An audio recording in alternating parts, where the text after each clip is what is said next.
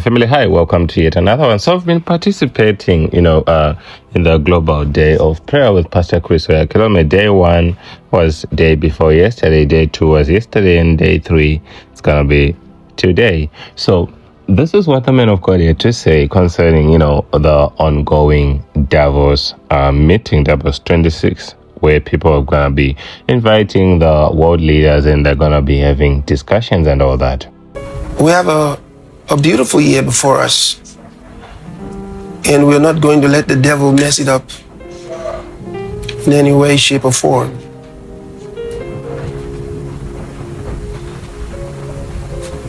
While we are gathering like this and meeting these 3 days in fasting and praying, the Davos devils also are convening, and then they're inviting leaders of nations to attend so they can make another attempt at deceiving them. But their work of deception is vanquished. They can't do much, and it will not be what they expect. It's not according to their plans. We've taken over their conference and we are controlling it. And as you hear the men of God say, their plans have been vanquished, their plans will not work. So I'm just going to be sharing with you, some key areas that were discussed, what President Trump had to say, what President Macron had to say, and just a summary, you see, and also what the United States of America had to say concerning what the things that Davos has been failing in achieving. Trump has been on fire at the World Economic Forum in Davos, demolishing the elites who he says are taking advantage of the United States. With that, I don't know, because she was so aggressive. And I realized in that conversation that the United States is keeping the whole world afloat. Many places, I could give you 6, 7 places just in the people in this little area. I know every one of them. They're looking down. They don't want to see me and they don't want to stare me in the eyes. But they're taking advantage of, everybody took advantage of the United States. But I've been very fair, and I gave them a tariff, and it was fine. But I realized that without us, it's not Switzerland anymore. Without us, it's not any of the countries that are represented here.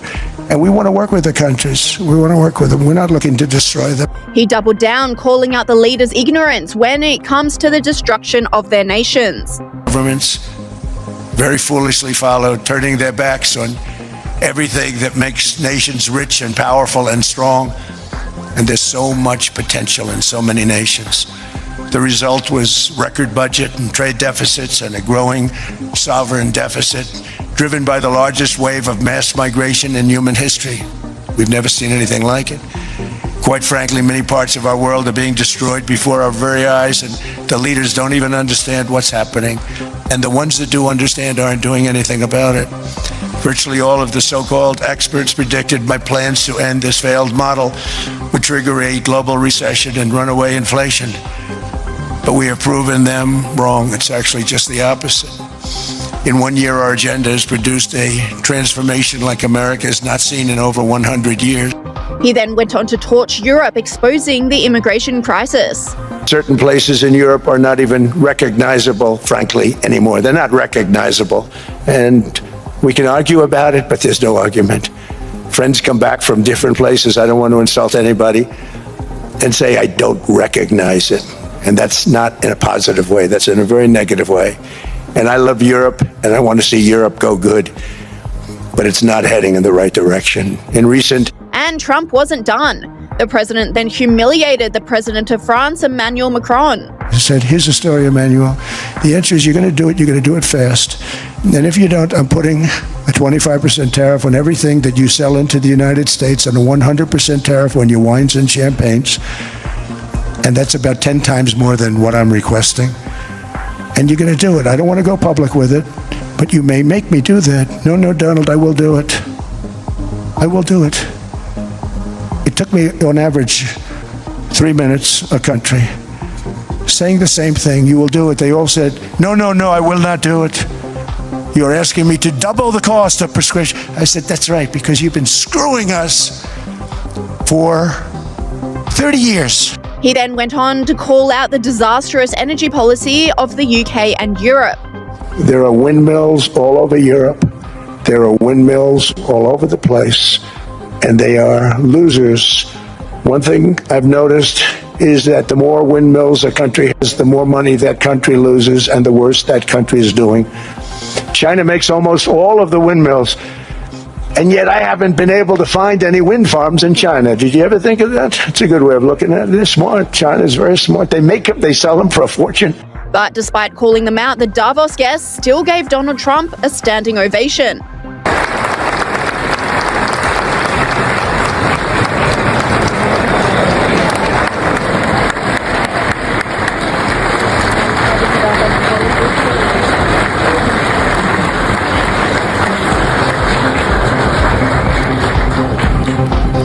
And the US assault on the globalist agenda continued, with US Secretary of Commerce Howard Lutnick doubling down on his boss's sentiments during a panel discussion.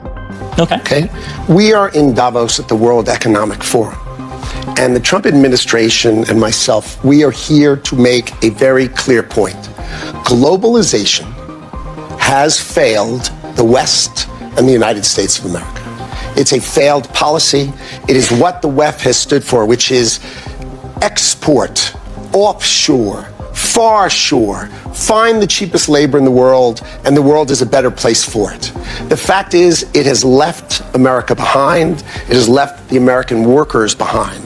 And what we are here to say is that America First is a different model, one that we encourage other countries to consider, which is that our workers come first. We can have policies that impact our workers. Sovereignty is your borders. You're entitled to have borders. You shouldn't offshore your medicine. You shouldn't offshore your semiconductors. You shouldn't offshore your entire industrial base and have it be hollowed out beneath you. You should not be dependent for that which is fundamental to your sovereignty on any other nation. And if you're going to be dependent on someone, it darn well better be your best allies. And while some of the globalists are trying to play both sides, Emmanuel Macron is standing firm, calling out the US and Trump with passive-aggressive criticism. But we do prefer respect to bullies, we do prefer science to plotism, and we do prefer rule of law to brutality. We have a place where rule of law and predictability is still the rule of the game. And my guess is that it is largely underpriced by the market. Having a place like Europe, which sometimes is too slow, for sure, and needs to be reformed, for sure, but which is predictable, loyal, and where you know that the rule of the game is just the rule of law, it's a good place. And here in the epicenter of this continent, we do believe that we need more growth, we need more stability in this world. But we do prefer respect to bullies, we do prefer science to plotism, and we do prefer rule of law to brutality. You're welcome in Europe, and you are more than welcome to France. So you see, my family, and just as Pastor Chris said, Their work of deception is vanquished. They can't do much, and it will not be what they expect. It's not according to their plans. We've taken over their conference, and we are controlling it. and my family, true to his words, nothing was actually achieved because, despite dialogue, several gaps remained. There was no binding agreements on AI governance. There was no clear roadmap to fix global debt, no consensus on reforming global institutions, and there was no shared geopolitical vision. So there was nothing much that was really done, except a little bit of arguments. The only thing maybe that Trump achieved was securing a deal that had to do with Greenland. President, how did you do the deal? Come and tell us how you did the deal, sir. It's a good deal, fair deal for everybody. I think it's a very good deal. Are the tariffs off the table completely now, sir? Can the people of the UK rest assured the deal's gone? Based on the fact that it looks like we have the concept of a deal. Donald Trump came to Davos threatening to claim Greenland by any means necessary. 7 hours after he arrived, he claimed to have struck a deal over the future of the territory, taking tariffs and military action off the table. It's a long-term deal. It's the ultimate long-term deal. And I think it puts everybody in a really good position, especially as it pertains to security and minerals and everything else. After a false start in Washington, the president descended into Davos late, heightening anticipation for a speech that had European allies hanging on every word. He began with a familiar takedown of the continent and its economies. Friends come back from different places. I don't want to insult anybody and say I don't recognize it. And that's not in a positive way, in a very negative way. And I love Europe, and I want to see Europe go good, but it's not heading in the right direction. And on Greenland, he restated his claim, but removed the threat of military action. I'm seeking immediate negotiations to once again discuss the acquisition of Greenland by the United States, just as we have acquired many other territories throughout our history, as many of the European nations have. We probably won't get anything unless I decide to use excessive strength and force where we would be, frankly, unstoppable. But I won't do that. They have a choice. You can say yes, and we will be very appreciative, or you can say no, and we will remember. There was criticism too of the UK and its energy policy. The president telling Sky News they were simply home truths. Very disrespectful of Europe and the UK, sir. Why? No, I'm not, but they have to change their ways. His foremost American critic may have seen the climb down coming. You think you saw him back off? You're going to continue to have to do, he removed the one card that we knew was never real in the first place. Europeans, meanwhile, were hoping for dialogue rather than another lecture. What is your message to him? My message to him is it's time to calm down and find a way forward to work on natural resources together. Even Trump's energy secretary may have been surprised by the speed of the deal.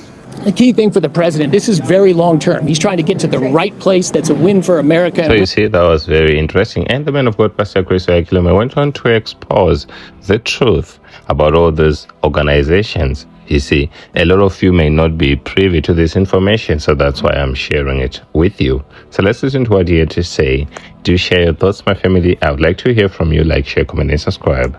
God bless you. This actually shows us that prayer really works.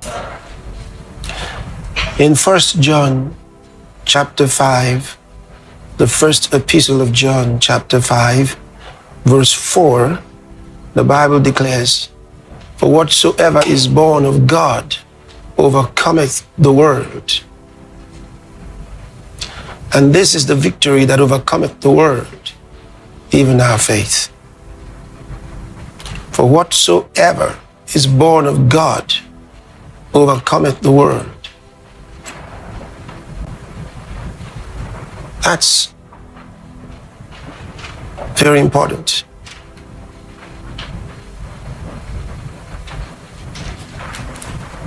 We are born of God.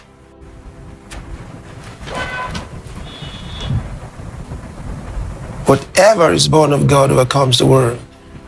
In fact, I'd like to read it to you from the AMPC. I want you to see how it says it. For whatever is born of God is victorious over the world. Yeah. And then look at the rest part of it. And this is the victory that conquers the world, even our faith. Whatever is born of God is victorious over the world. So make no mistakes about it. We are absolutely victorious over the world. And this is the victory that conquers the world, even our faith.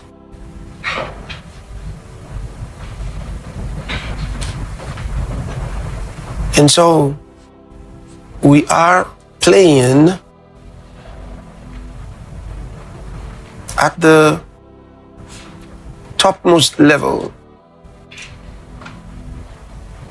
in the realm of the spirit.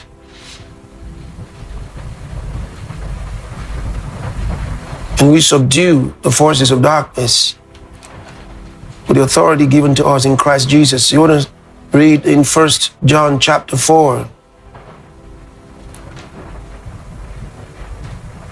from verse 4 and hear what he tells us.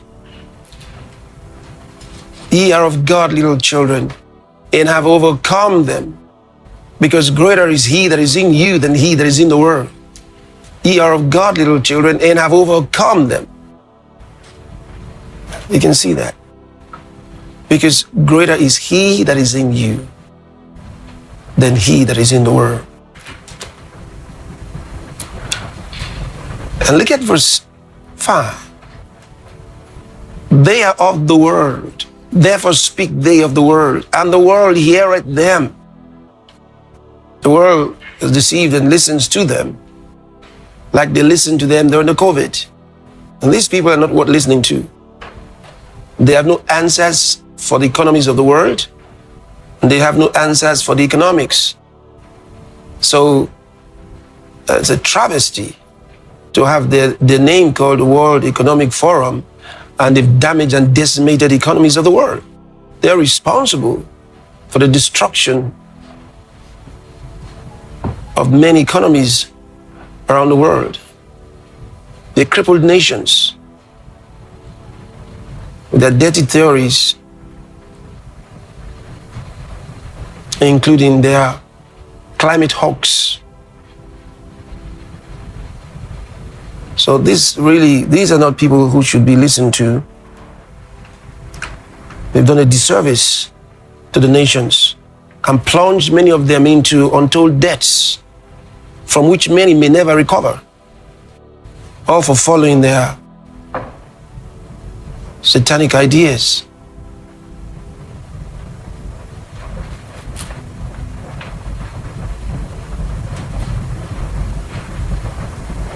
And so for all intents and purposes, this is an organization that should no longer actually exist.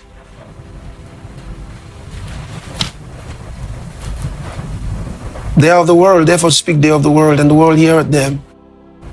Look at the next part. We are of God. He that knoweth God heareth us. He that is not of God heareth not us.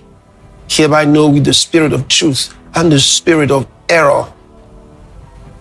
So they're continually making errors in their calculations, errors in their postulations, errors again and again, misleading leaders.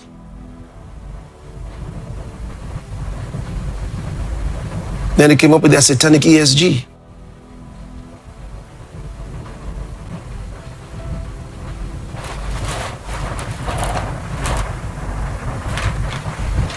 Well, it's one of the reasons we're fasting and praying, and God orchestrated it for us to be fasting and praying the same week that they are inviting leaders of nations who shouldn't be going there anymore.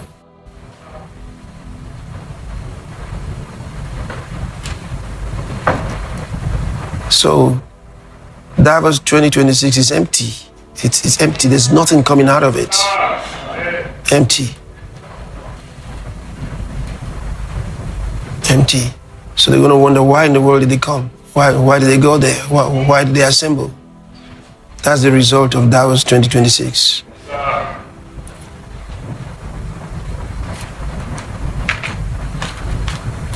Remember what they did to the nations in 2020. They misled the United Nations, of course, because they had the rogue Secretary General who was in connivance with them. And then